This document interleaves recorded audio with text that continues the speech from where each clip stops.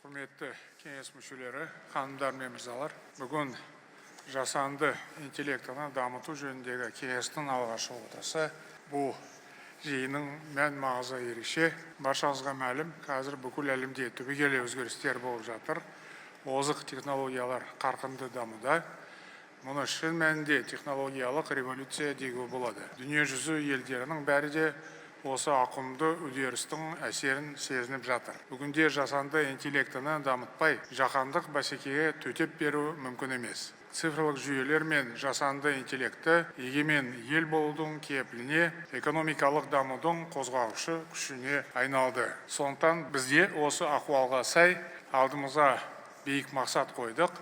Қазақстан 3 жыл ішінде толыққанды цифрлық ел болу керек. Мен бұл туралы халыққа жолдауымда жан-жақты тарқатып айттым. Жалпы елімізде осы бағытта біраз жұмыс істелді.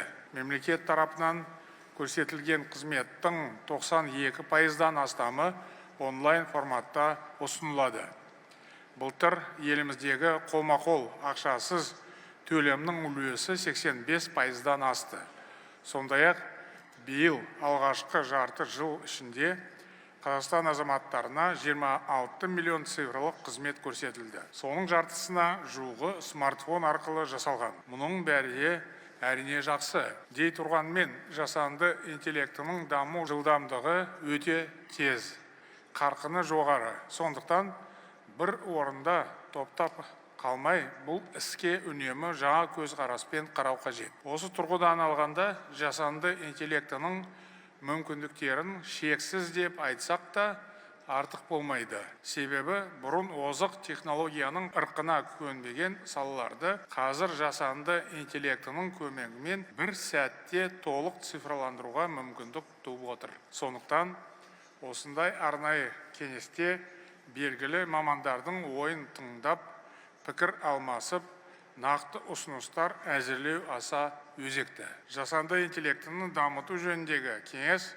халықаралық серіктестермен стратегиялық байланысымызды нығайтатын маңызды жұмыс алаңы деп санаймыз. Осы орайда бүгінгі жиынның ресми бөлігіне көшпес бұрын Астанаға арнайы келген кеңес мүшелеріне шынайы ризашылығымды білдіремін. Отырысымызды ашық деп жариялаймын. Бүгінгі басқосу білім беру саласындағы жасанды интеллект мүмкіндіктер және сын қатерлер деген тақырыппен өтеді. Білім ғылым саласы стратегиялық сала. Сондықтан ең алдымен осы бағытта пікір алмасып, ой бөлісеміз. Dear members of the council, at the very outset, I would like to express my profound gratitude to all of you for attending this meeting and expressing and extending your precious and valuable advices to the government as well as to the council, and I would like to assure you that all recommendations will be taken and accepted very seriously and will be used in our activities. So once again, my appreciation to all of you. We are living in the time of profound transformation. Artificial intelligence is already shaping the economy, governance, science, and above all, education. The way we use this technology will define our national competitiveness and sovereignty. In my recent address, I set a strategic goal to transform Kazakhstan into a fully digital nation within the next 3 years. Artificial intelligence should become the driving force of this transformation. But at the same time, it's not about becoming a leader in this part of the world or beyond. It's about converting Kazakhstan into an advanced and civilized society, country, and it's about our survival in this tumultuous world. The world's leading countries have already recognized artificial intelligence as the strategic resource of the 21st century, allocating substantial resources to its development. China is pursuing the state plan AI Plus, which provides for comprehensive integration of AI technologies into the economy, science, and the social sphere. The United States is implementing a strategy aimed at securing global leadership in this field. The United Emirates have done a lot in this area and regards the AI as a very important part of its state policy. These examples confirm a new global paradigm. AI is the main factor of global technological competitiveness. Kazakhstan cannot remain on the sidelines. That's why we established the Ministry of Artificial Intelligence to coordinate the whole process of integration across all sectors of our government. Our top priority is to build our own technologies and train specialists. This is a matter of technological sovereignty, and education plays a pivotal role in this process. Жалпы басты мақсат отандық технологияны жан-жақты дамыту және елімізде мықты IT мамандарын даярлау. Сондықтан біз ең алдымен білім саласына баса мән беруіміз керек. Енді алдымызда тұрған негізгі басымдықтарға тоқталып өтейін. Бірінші, университеттер жаңа заманға сай мамандар дайындауға тиіс. Қазақстанның инженерлері, зерттеушілері және кәсіпкерлері бүкіл әлемнің қажетіне жарайтын озық технологияларды ойлап табуға қабілетті болу керек. Жыл басында елімізде AI сана бағдарламасы іске қосылды. Осы жоба аясында 440 мыңнан астам студент жасанды интеллект саласы бойынша арнайы сертификатқа ие болды. Мұндай бағдарламалардың пайдасы мол. Себебі дәл осындай алаңдарда ең үздік жобалар өз алдына стартап ретінде қалыптасып, халықаралық нарыққа шыға бастайды. Алайда біз әлемдік нарықта жасанды интеллекті мамандарына деген сұраныстың өте жоғары екенін ұмытпауымыз керек. Және алдағы уақытта бұл сұраныс тек өсе бермек. Мұндай жағдайда тіпті білім беру жүйесінің мүмкіндігі де шектеулі болары анық. Сол себепті қазіргі озық технология дәуірінде әр маман иесі өзінің негізгі кәсібімен қатар цифрлық дағдыларды жетік меңгеріп, жасанды интеллектінің мүмкіндіктерін жұмыс барысында қолдана білгені жөн. Бүгінде елімізде жасанды интеллект мамандарын оқытатын арнайы бір оқу орны жоқ. Олар жекелеген университеттерде ғана оқып білім алуда. Бұл мәселені қолға алып, нақты шешім қабылдау керек. Әлемде мұндай тәжірибе бұрыннан бар. Мысалы, Біріккен Араб Әмірліктерінде Мұхаммед бен Заид атындағы мамандандырылған жасанды интеллект университеті құрылды.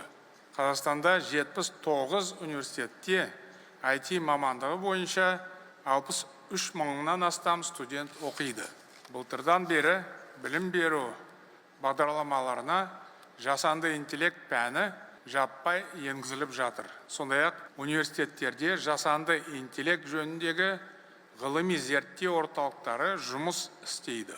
Білікті ғалымдарымыз былтыр Kaz-LLM атты қазақ тілінің жеке моделін жасап шығарды. Осының бәрі өте маңызды жобалар екені сөзсіз. Бірақ алда ауқымды жұмыс бар. Алдымен елімізде жасанды интеллект саласына маманданған зерттеу университетін ашу қажет деп санаймын. Оқу орнына арнайы мәртебе берген жөн. Сондай-ақ бұл жұмысқа әлемдік өздік оқу орындарын серіктес ретінде тарту қажет. Үкімет жыл соңына дейін осы мәселе бойынша нақты ұсыныс беруге тиіс. Осындай жаңа оқу орны бізге не үшін қажет деген сауалды туындау мүмкін. Басты мақсат экономиканың барлық саласына жасанды интеллект технологиясын енгізетін білікті мамандарды даярлау. зерттеу университеті, ғылым, білім, инновация және халықаралық байланыс орталығы ретінде жұмыс істеу керек. Қазіргі жаһандық білім және технология нарығында бәсеке өте жоғары. Дарынды жастарымыз әлемдік деңгейдегі сапалы білімді тек шетелден емес, өз елімізден де алғаны дұрыс. Бұл Қазақстанның болашағына тікелей әсері бар өте маңызды мәселе.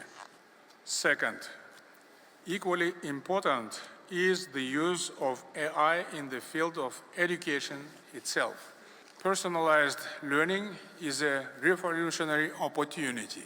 The traditional one program for all model no longer meets the demands of our time. Each student is unique. Some excel in mathematics, but need additional support in languages. Others show outstanding results in humanities, but need more time for physics. AI could overcome this barrier.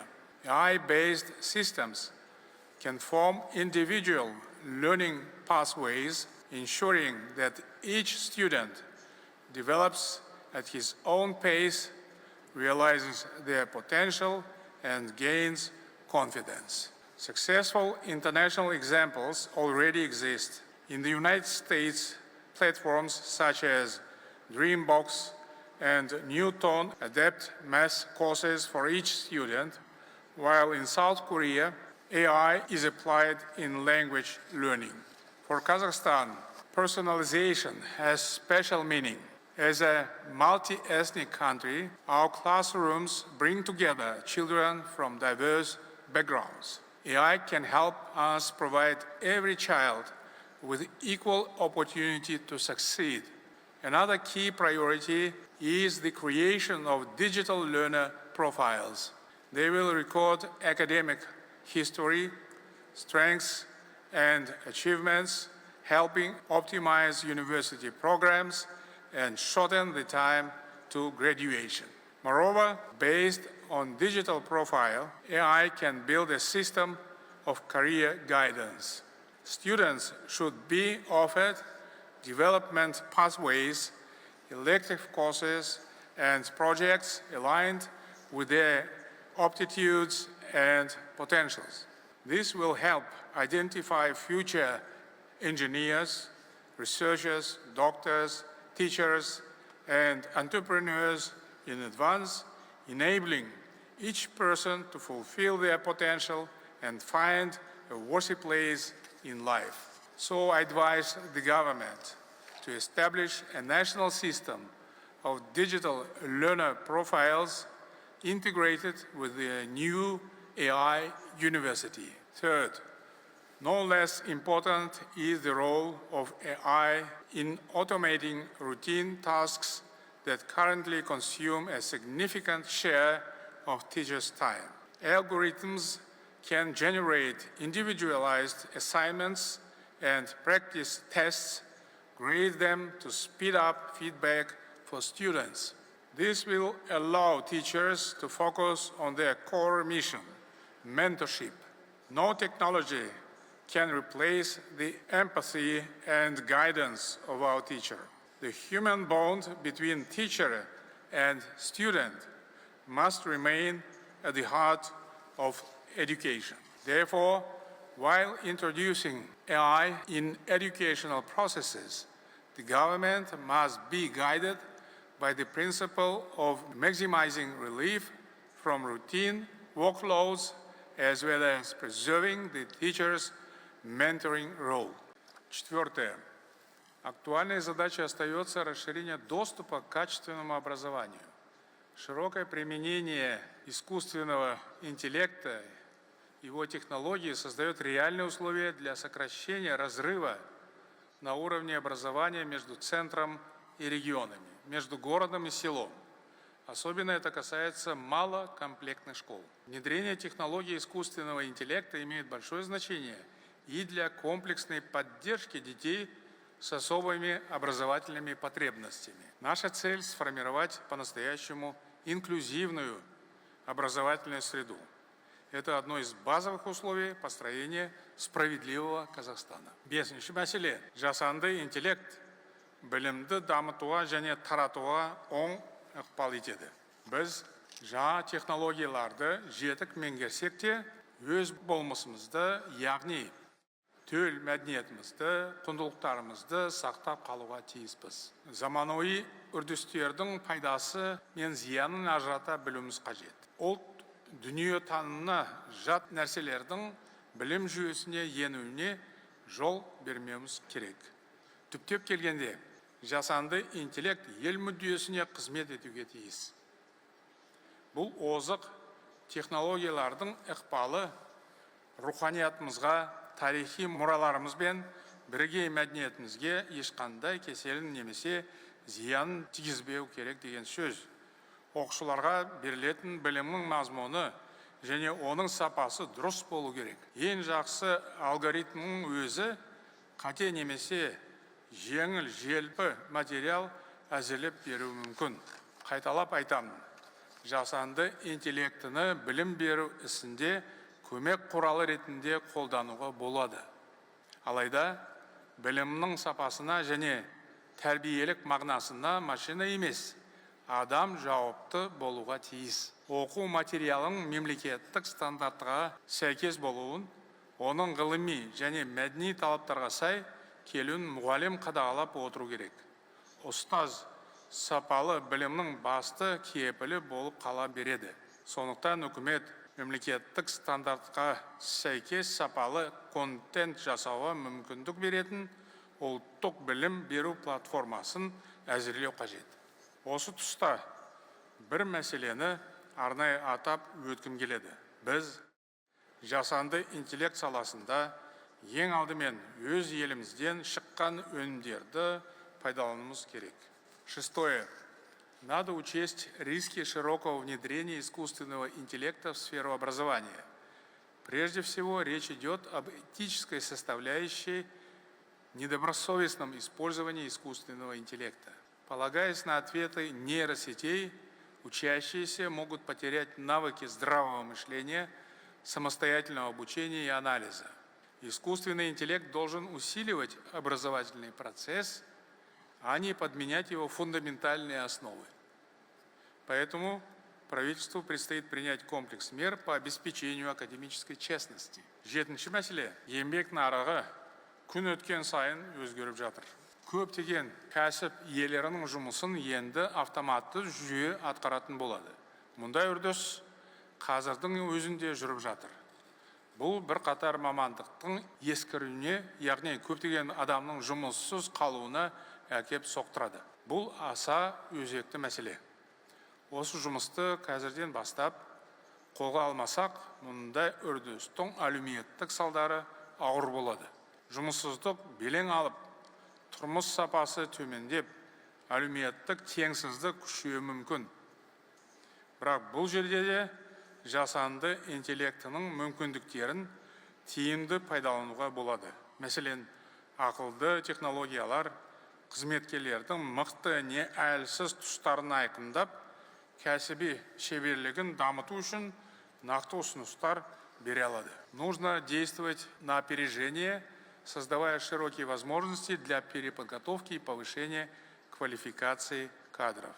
И здесь нет нужды тратить миллионы бюджетных средств на создание громоздких центров переобучения. Необходимо грамотно использовать потенциал искусственного интеллекта.